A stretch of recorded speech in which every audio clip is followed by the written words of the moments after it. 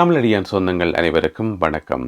கொடுத்த வாக்குறுதியை மீண்டும் மீண்டும் காப்பாற்றிக் கொண்டிருக்கின்றார் மருத்துவரும் பாராளுமன்ற உறுப்பினருமாகிய அர்ச்சுனா ராமநாதன் அவர்கள். யாழ் போதனா வைத்தியசாலையில் தொண்டர்களாக பணிபுரிந்து வெளியேற்றப்பட்ட 34 பேருக்கு இப்பொழுது வேலை வாய்ப்பு கொடுத்திருக்கின்றார். அந்த வேலை வாய்ப்பு அவர்களுக்கு உறுதி செய்யப்பட்டிருக்கின்றது. அவர்களுக்கு மாதம் 35,000 தொடக்கம் 45,000 வரையான அளவில் சம்பளத்தோட வேலை வாய்ப்பு உறுதிப்படுத்தப்பட்டிருக்கிறது. இப்பொழுதுதான் இது சம்பந்தமாக முதல் கட்ட தகவல்கள் வெளிவந்திருக்குது. இனித்தான் அவர்களுக்கு என்ன விதமான வேலை, அந்த வேலையை வழங்கினது யார், என்ன ஏதென்று சொல்லி முழுமையான விவரங்கள் இனித்தான் வெளியாகும். என்ன விஷயம் என்று சொன்னால், டாக்டர் அர்ச்சுனா ராமநாதன் அவர்கள் ஏற்கனவே சொல்லியிருந்தவர், இவர்களுக்கு நான் கட்டாயம் வேலை எடுத்து கொடுப்பேன் என்று சொல்லி. அதே மாதிரி வெளிநாட்டில் இருக்கிற ஒரு சில உறவுகள் தொடர்பு கொண்டு 100 பேருக்கு மேலே கூட நாங்கள் வேலை தாரத்துக்கு தயாராக இருக்கிறோம் என்றெல்லாம் சொல்லியிருக்கிறோம். டாக்டருக்கு வாக்குறுதி கொடுத்திருக்கிறோம். நினைக்கிறேன் அவர்களுடைய ஆதரவோடு இந்த வேலை வாய்ப்புகள் அமைஞ்சிருக்கும் என்று சொல்லி. எனவே டாக்டர் அர்ச்சுனா ராமநாதன் அவர்கள் பாருங்க, பாராளுமன்ற உறுப்பினராகி அவர் கையில் எடுத்த முதலாவது விஷயம் இந்த விஷயம்தான். அதாவது 3 வருடங்களுக்கு மேலாக சம்பளம் இல்லாமல் வேலை செய்கின்ற இந்த மருத்துவ தொண்டர்களுடைய பிரச்சனை.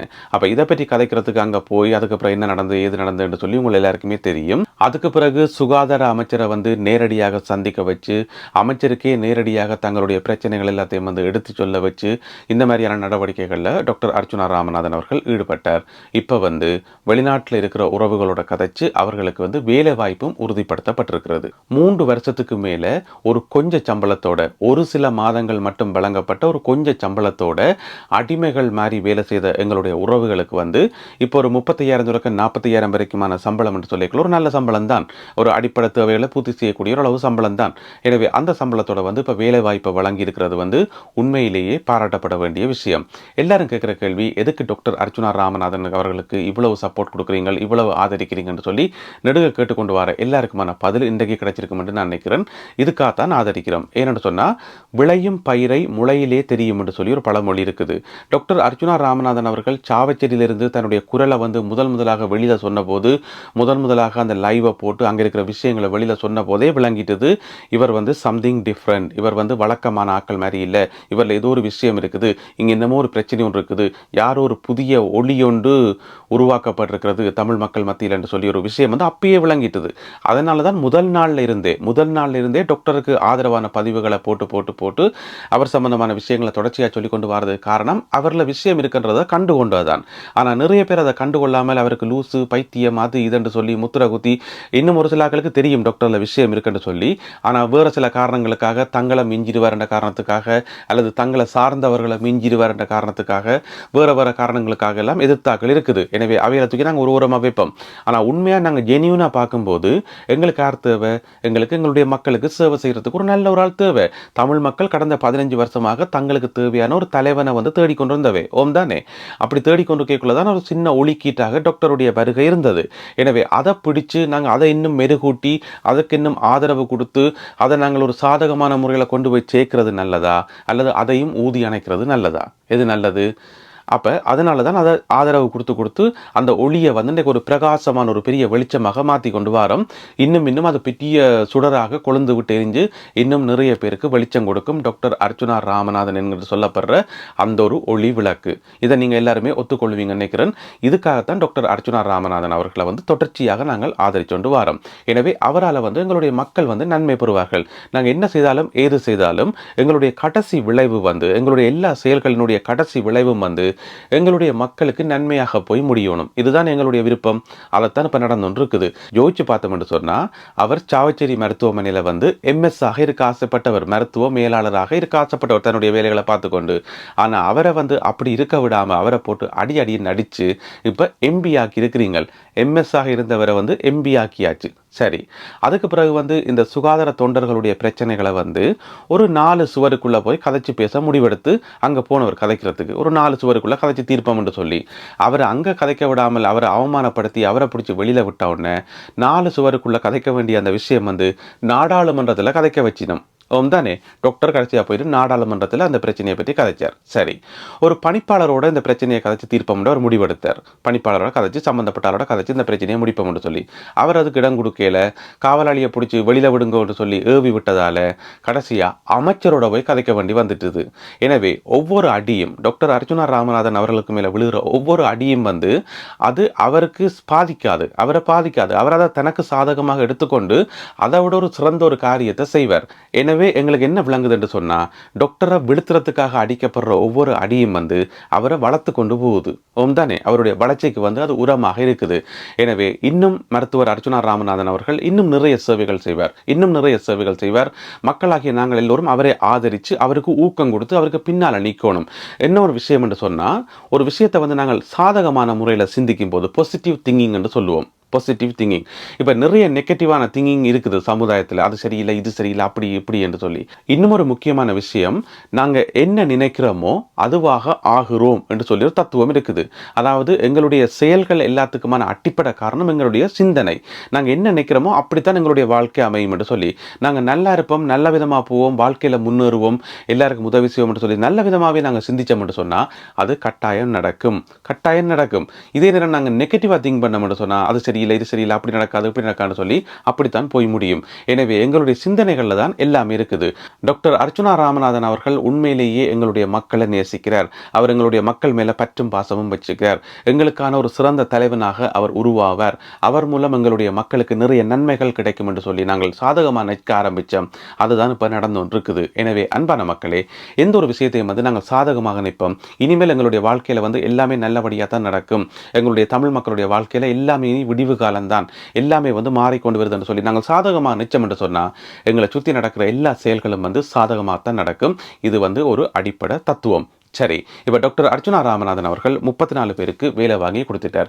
இன்னும் ஒரு முக்கியமான அறிவிப்பை அவர் விட்டுக்கார் என்னன்னு சொன்னால், இப்போ கூட ஆஸ்பத்திரியில் வேலை செய்கிற, தொண்டர் அடிப்படையில் வேலை செய்கிற அந்த 134 பேர் இன்னும் வேலை செய்யணுமாம், சம்பளம் இல்லாமல். அவர்கள் விரும்பினா கூட அவர்களுக்கும் வேலை வாய்ப்பு பெற்றுத்தரப்படும் என்று சொல்லி ஒரு அறிவிப்பை விட்டிருக்கார் டாக்டரும் பாராளுமன்ற உறுப்பினருமாகிய அர்ச்சுனா ராமநாதன் அவர்கள். எனவே அது அவர்கள் எடுக்க வேண்டிய முடிவு. அவர்கள் டாக்டர் அர்ச்சுனாவோட சேர்ந்து வேலை வாய்ப்பை பெற்றுக்கொள்றதா இல்லையான்றதை அவர்கள் எடுக்க வேண்டிய முடிவு. இருந்த போதிலும் கூட பெரிய மனது பண்ணி அந்த ஒரு அறிவிப்பையும் விட்டிருக்கார் டாக்டர் அர்ச்சுனா ராமநாதன் அவர்கள். எனவே ஒரு பாராளுமன்ற உறுப்பினராகி அவர் கையில் எடுத்த முதலாவது விஷயத்தை வெற்றிகரமாக செய்து முடிச்சிருக்கிறார் டாக்டர் அர்ச்சுனா ராமநாதன் அவர்கள். இன்னும் நிறைய விஷயங்களை அவர் கையில் எடுப்பார், அதையும் வெற்றிகரமாக செய்து முடிப்பார். எல்லாமே எங்களுடைய மக்களுக்கு நன்மையாக முடியும். சரி, இந்த சந்தர்ப்பத்தில் தாயகத்தில் எங்களுடைய உறவுகளுக்கு வேலை வாய்ப்புகளை பெற்றுக் கொடுக்கிறது, அவர்களுடைய பொருளாதாரத்தை மேம்படுத்துறது சம்பந்தமாக பரவலாக தொடர்ச்சியாக கதைக்கப்பட்டு கொண்டு வருது. புலம்பெயர் தமிழ் மக்களாகிய நாங்கள் இதுக்கு என்ன செய்யலாம் என்றது சம்பந்தமாக தொடர்ச்சியான விவாதங்கள் இடம்பெற்றுக் கொண்டு வருது. என்ன விஷயம் என்று சொன்னால், நாங்கள் ஒரு முக்கியமான முடிவு ஒன்று எடுக்கணும். தாயகத்தில் எங்களுடைய சமுதாயத்தை எங்களுடைய உறவுகளை தங்கு நிலை பொருளாதாரத்தில் வச்சிருக்க போறோமா அல்லது சுயசார்பு பொருளாதாரத்தில் வச்சிருக்க போறோமா, இதுதான் கேள்வி. தங்கு நிலை பொருளாதாரம் என்றது அவர்கள் தங்களுடைய வாழ்க்கைக்காக வெளியாக்களை தங்கி இருக்கிறது. உதாரணமா சொன்னா, வெளிநாடுகளில் இருக்கிற எங்களை தங்கி இருக்கிறது. நாங்கள் மாசம் இங்கிருந்து காசை அனுப்பி அவர்களை ஒரு தங்கு நிலை பொருளாதாரத்தில் வச்சிருக்கிறோம். தானே, பரவலாக எல்லா இடமும் நடந்து கொண்டு இருக்குது. ஆனா அது நீண்ட காலத்துக்கு ஒர்க் பண்ணாது, நீண்ட காலத்துக்கு அது பிரயோசனம் இல்லை. எனவே அவர்களை சுயசார்பு பொருளாதாரத்துக்கு நாங்கள் மாற்றணும். அதுக்கு அவர்கள் சுயமாக வேலை செய்யணும், நிறைய வேலைகள் செய்யணும். அதுக்கு மிக மிக முக்கியமாக நாங்கள் ஒரு மாற்றத்தை கொண்டு வரணும். என்ன மாற்றம் என்று சொன்னா, இலங்கையில் உங்களுக்கு தெரியும், தனியாக அரசாங்க உத்தியோகம் மட்டும் பார்த்து வாழ்க்கையை கொண்டு போக முடியுமா? முடியாது. அல்லது ஒரு வேலை பார்த்து வாழ்க்கையை கொண்டு போக முடியுமா? முடியாது. எடுக்கிற சம்பளம் காணாது. எப்படி பார்த்தாலுமே, எந்த தொழில் பார்த்தாலுமே எடுக்கிற சம்பளம் காணாது. எனவே என்ன செய்ய வேண்டியிருக்கா, ஒவ்வொருத்தரும் ஒன்றுக்கு மேற்பட்ட தொழில்கள் செய்ய வேண்டியிருக்குது.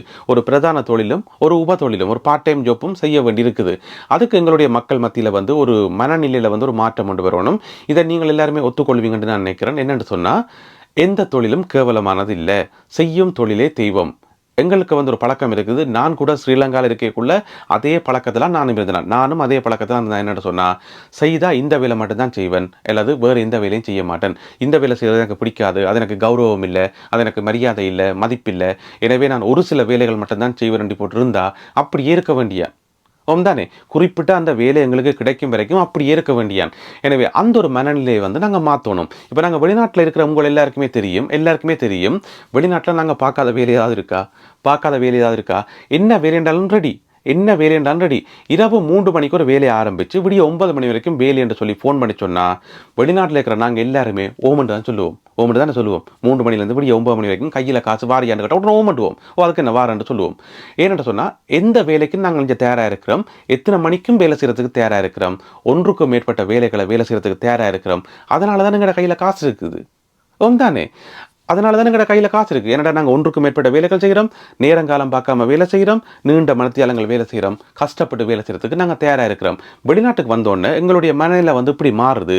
ஆனால் தாயகத்தில் இருக்கும்போது நாங்கள் அதுக்கு தயாராக இருக்கையில் தானே நாங்கள் அதுக்கு தயாராக இருக்கையில் எங்களை ஏதோ ஒரு சக்தி வந்து தடுத்து கொண்டே இருந்தது. அது அந்த சமுதாயமாக இருக்கலாம், அல்லது எங்களுக்குள்ளே இருந்த அந்த எண்ணங்களாக இருக்கலாம். எனவே அதே மாதிரி இன்றைக்கு தாயகத்தில் எங்களுடைய உறவுகள் இருந்தால் அந்த எண்ணங்களை மாற்றணும். வெளிநாடுகளில் நாங்கள் எப்படி எல்லா வேலைகளையும் ஏற்றுக்கொண்டு எல்லா வேலைகளையும் நாங்கள் செய்கிறோமோ அதே மாதிரி கிடைக்கிற எல்லா வேலையும் செய்யணும். எங்களுக்கு எண்ட் ஆஃப் த டே வந்து எங்களுக்கு என்ன வேணும், ஏன் நாங்கள் வேலைக்கு போகிறோம், காசு தானே. எனவே காசு தர்ற எந்த ஒரு தொழிலும் வந்து கேவலமான தொழில் இல்லை. எனவே தாயகத்தில் இருக்கிற எங்களுடைய இளைஞர் யுவதிகள் வந்து எல்லா விதமான தொழிலையும் செய்யறதுக்கு தயாராக இருக்கணும். அதுக்குரிய மனநிலையை வந்து வளர்க்கணும். அப்படி தயாராக இருந்தால் நீங்க பணக்காரரா வாரத, உங்களோட கையில காசு இருக்கிறத, உங்களோட பொக்கெட் நிரம்பி இருக்கிறத யாராலையும் தடுக்க முடியாது. இதை நீங்க ஒத்துக்கொள்வீங்கன்னு நான் நினைக்கிறேன். எனவே இனிமேலும் எங்களுடைய மனநிலைமையில வந்து ஒரு மாற்றம் பெறணும். இந்த தொழில் மட்டும்தான் கௌரவம், இந்த தொழில் வந்து கௌரவம் இல்லை, இது மட்டும்தான் நான் செய்வேன், அந்த எண்ணங்கள் எல்லாத்தையும் மாற்றி போட்டு எல்லா விதமான தொழில்களையும் எல்லாரும் செய்யறதுக்கு முன் வந்தால் நாங்கள் மிக விரைவாக சுயசார்பு பொருளாதாரத்தில் வந்து எங்கேயோ போயிடுவோம். எனவே புலம்பெயர் நாடுகளில் இருக்கிற அன்பான உறவுகளே, இனிமேலும் நாங்கள் காசை கொடுத்து மாதம் காசு அனுப்பி அங்கே இருக்கிற ஆட்களை ஒரு வகையில் சொல்ல போனால் நாங்கள் அவர்களை வந்து கெடுக்கிறோம். இப்போ என்ன விஷயம்னு சொன்னால், இலங்கையில் ஒரு ஆள் தோட்டம் செய்கிறார். சரியா, ஒரு தோட்டம் கத்தரியோ வெண்டியோ ஏதோ ஒரு தோட்டம் ஒன்றை செய்து அந்த தோட்டத்தின் ஊடாக 10,000 ரூபா லாபம் எடுக்கிறதாக இருந்தால் அவர் எவ்வளோ கஷ்டப்பட வேண்டி இருக்குது. அவர் வந்து நிறைய கஷ்டப்பட்டு 3-4 மாதங்கள் வெயிட் பண்ணி அதை கொண்டு போயிட்டு மார்க்கெட்டில் விற்று அந்த 10,000 ரூபா காசை கண்ணால் காண்றதுக்கு 10,000 வந்து லாபமாக காண்றதுக்கு அவர் பாடுபட வேண்டி இருக்குது. ஆனால் நாங்கள் வெளிநாட்டிலேருந்து என்ன செய்கிறோம், அதே 10,000 வந்து கண்மூடி துறக்க அனுப்புகிறோம், அடுத்த செகண்ட் அனுப்புகிறோம். அப்போ அந்த 10,000 ரூபாய்க்குரிய பெறுமதி வந்து அவருக்கு விளங்காது. அவர் என்ன நினைப்பாருன்னு சொன்னால், வெளிநாட்டிலேருந்து கண்மூடி துறக்க அந்த 10,000 ரூபா வந்து விழுது, நான் எதுக்கு தேவையில்லாமல் போய் வெயிலுக்கு 2 வெட்டி கொத்தி தேவையில்லாமல் வெயிலுக்கு 2 கஷ்டப்பட்டு 3-4 மாதம் வெயிட் பண்ணி மார்க்கெட்டுக்கு கொண்டு போயிட்டு விற்கணும்னு சொல்லி யோசிப்பினம் தானே. அப்போ நாங்கள் வெளிநாட்டில் இருந்து காசு அனுப்புகிற விதம் வந்து எப்படி அவையில் வந்து பழுதாக்குன்றது இதுதான் விஷயம். அப்போ ஒரு 10,000 ரூபாய்க்கே இவ்வளோ கஷ்டப்பட வேண்டியிருக்குன்னு சொல்லும்போது 1 லட்சம் 2 லட்சம் முழக்கைகள் வந்து நிறைய கஷ்டப்பட வேண்டி இருக்கும். ஒருவேளை வெளிநாட்டில் இருந்து நாங்கள் அந்த 10,000 அனுப்பலைன்னு சொன்னால் அவர் என்ன செய்வார், வேற வழி இல்லாமல் அந்த தோட்டத்தை தான் செய்வார். அதை வந்து கஷ்டப்படுவார், அதுக்கு வந்து தன்னை பழக்கப்படுத்தி கொள்வார். அது தொடர்ந்து இதே மாதிரியே கஷ்டப்படாமல் அதிலிருந்து அடுத்த கட்டமாக முன்னேறணும் என்று யோசித்து வேற வழிமுறைகளை கண்டுபிடிச்சு அடுத்த கட்டம் நோக்கி நகருவார். எனவே அவரை வந்து அவற்றை பாதையில் விட்டால் மட்டும்தான் அவர் முன்னேறி கொண்டு போவார். நாங்கள் காசு அனுப்பி உதவி செய்வோம், எங்களுக்கு நிறைய இரக்கம் இருக்குது, பாவம் பார்ப்போம், எங்களோட மக்கள் கஷ்டப்படக்கூடாதுன்னு பார்ப்போம், எல்லாம் சரிதான். எங்களுடைய உறவுகள் கஷ்டப்படக்கூடாதுன்றதுல நாங்கள் கண்ணும் கருத்துமா இருக்கிறோம்ன்றது சரிதான். ஆனால் அதனுடைய பின்விளைவு வந்து இப்படியான ஒரு பின்விளைவு வருது. எனவே இதை பற்றி நாங்கள் சிந்திப்போம். எங்களுடைய மக்களை வந்து தங்குநிலை பொருளாதாரத்திலிருந்து விடுவிச்சு சுயசார்பு பொருளாதாரத்துக்கு மாற்றணும். அதுக்கு நாங்களும் எங்களுடைய ஒத்துழைப்பை வழங்கணும். இன்றைக்கு இந்த 34 பேருக்கு வேலை வாய்ப்பு கிடைச்ச மாதிரி அதுக்கு பக்கத்தில் ஒரு 3 சைவரை போட்டு 34,000 பேருக்கு வேலை வாய்ப்பு கிடைச்சால் யோசிச்சு பார்த்தீங்கன்னு சொன்னால் எங்களுடைய நாடு எங்கே போகும், எங்களுடைய இளைஞர் யுவதிகளுடைய வாழ்க்கை வந்து எங்கே போகும். அவர்கள் தங்களுடைய வேலையை பார்த்தோன்னு தங்கட பாட்டில் வாழுவினோம், நாங்கள் எங்களுடைய வேலையை பார்த்தோன்னு எங்கட பாட்டில் வாழுவோம், ஒரு பிரச்சனையுமே இல்லை. தானே. எனவே இனிமேலும் காசு அனுப்புறதை விட அவர்களுக்கு ஒரு வேலை வாய்ப்பை எப்படி பெற்றுக் கொடுக்குறேன்னு யோசிப்போம். எல்லாரும் சேர்ந்து யோசிப்போம், வேலை வாய்ப்புகளை எப்படி பெற்றுக் கொடுக்குறேன்னு சொல்லி. இப்போதான் எங்களுக்கு ஒரு ஆள் இருக்காங்க, எல்லா விஷயங்களையும் கோஆர்டினேட் பண்ணி எல்லாத்தையும் கதைச்சு எல்லா விஷயங்களையும் வந்து சாத்தியப்படுத்தி கொடுக்கறதுக்கு ஒரு பாராளுமன்ற உறுப்பினர் நாங்கள் உருவாக்கி வச்சுக்கிறோம். எனவே அவருக்கு பின்னால் போய் இன்னும் நிறைய வேலை வாய்ப்புகளை உருவாக்கி கொடுப்போம். அதுக்கு புலம்பெயர் தமிழ் மக்களாகிய நாங்களும் வந்து முழுமையான ஒத்துழைப்பு கொடுத்தோம்னு சொன்னால் எங்களுடைய சமுதாயத்தை வந்து ஒரு கொஞ்ச காலத்துக்குள்ளேயே வந்து எங்கேயோ கொண்டு போயிடலாம். தானே.